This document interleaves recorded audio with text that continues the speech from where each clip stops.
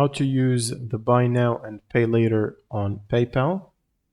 So if you're shopping online at a store that accepts PayPal, at the checkout you will need to select PayPal as your payment method, and then you will need to log into your PayPal account.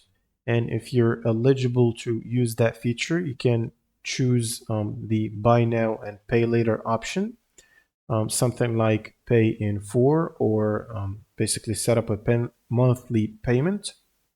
And then you can review the payment schedule and fees if there is anything applicable. And then just you will need to agree to the terms and confirm the payment.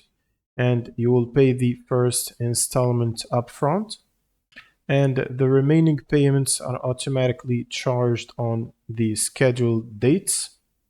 Just keep in mind that the buy now, pay later availability depends mainly on your country, and then your account status, and basically the approval and eligibility of your account.